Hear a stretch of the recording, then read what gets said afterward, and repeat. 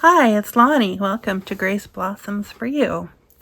So I was working on these and I did sew them, and I can't really sew on camera, so this is kind of going to be a little bit more of a show and tell.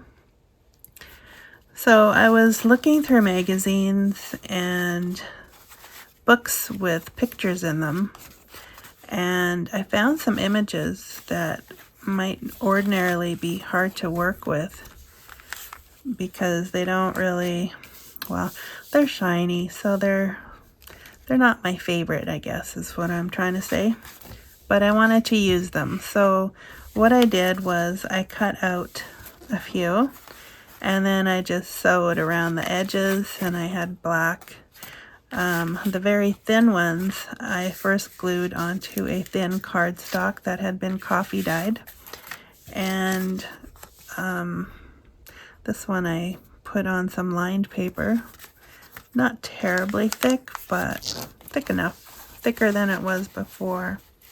So what I want to do is make these, well, right off the bat, they're journaling cards without even doing anything else to them. I could ink them, and I might ink some of them, but I probably won't do that on camera either. Also, I had some offcuts of scrapbook paper, or should I call it cardstock, thin cardstock, but it had different colors, and I decided to try and use some of those. I have kind of not great colors left. Pink, dark blue, it's okay, but I kind of like how that stitching shows up there. You could write on there with a white pen, or I could add another piece of paper, but I think I'm going to leave that. And then I left this edge here because I thought this could be a lot like that project I worked on a few videos ago with the hinged journaling cards, which, I mean, why not? If you want to just add a little more journaling space into your journal, then that would work. I'm going to leave this for now. I probably will turn this into the hinge, because either that or I'll just cut it off at the edge like I did on these. But I'll leave that option open right now. Then there's this magazine picture, and sorry if there's glare. But here I also did the lined paper. And let's see, here's another one with the colored cardstock. I really like the picture of this bear, so that could definitely be written on because it's light enough. Then I had this picture of these hens, and I really liked it, so I decided to do the same thing with this one. And this one is probably going to be a little bit big to put in a pocket, so I'm not quite sure how I'm going to do it in a journal. Yeah, I am contemplating, but I do have the nice writing. I actually thought of cutting it in half, but then I got this chicken with the head cut off, and I don't really like what that message is, so I'm gonna leave it whole, and I'll see what happens. So here's another bear with some more lined paper, and here is some bison, and this was taken out of an Alberta magazine, and I thought this would be cool to turn into a postcard. And this is another one that would work. This could work, but it's, I think, okay the way it is. And then there's this one that could also be turned into a postcard. The rest of them Aside from the big one, I guess. Should we do that one? They make large postcards now, don't they? So I actually have a stamp that's a postcard stamp. Problem with it is it's smaller than all of these, so it wouldn't quite work. And then I thought, why couldn't we just draw?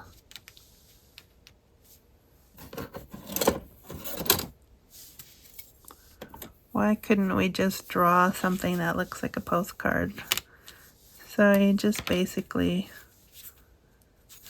draw a line down the middle, right? You know, it's sad, but I don't really do the postmark thing or the postcard thing. We never go anywhere. So, but I know the words postcard is actually on here.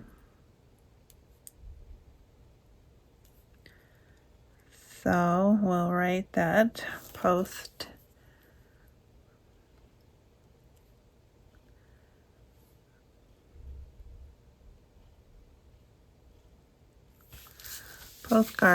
Oops. See what I did there? I did that in all caps, and there I didn't. Oh well. It's okay. And then I think there's lines on it. I think the lines are on this side for the address.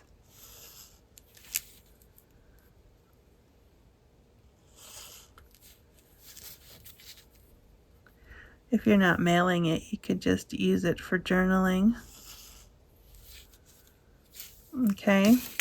And then you write your little note in there. So that's one. Kind of like that. Interesting paraphernalia or ephemera. And again with the, I'll just make sure it's the right way. Yeah, so what are you working on and how are you doing? I would sure love to see more comments. And thank you to those who comment regularly. I do appreciate it. Okay, let's see if I can remember to do this one in caps. Okay.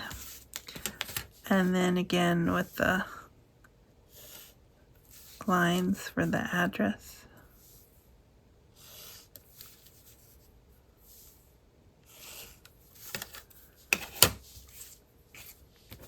I could stamp something on there, but I didn't get my stamps out. I'm okay with that. Maybe I'll do it later, maybe I won't.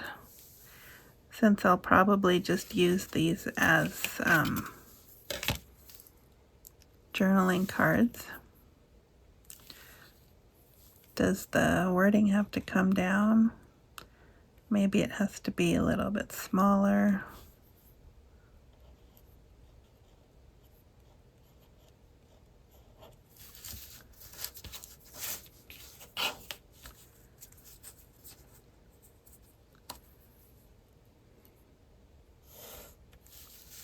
Yeah, I have seen people do this before, but I think we forget the simple things sometimes. And then it's nice to have a reminder. That one looks good, I think. I also like switching between different stitches, like straight stitch and zigzag. Just adds a little bit more interest, I think.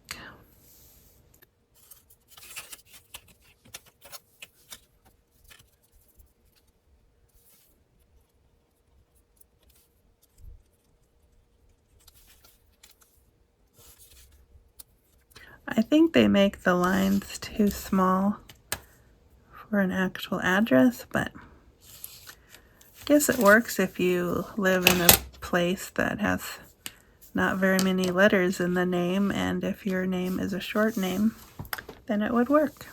Or if you write really small, that could work too. Okay. So there we have it. like I said, magazine pictures, books with pictures in them. They work good too. And I wouldn't have had to sew these, but with the price of glue around here lately, I figured I may as well just put minimal glue and then just sew around the edges. So that's what I did. Anyways, short and sweet. Hope you like that. And thanks for joining me, and we'll see you again next time. Bye for now.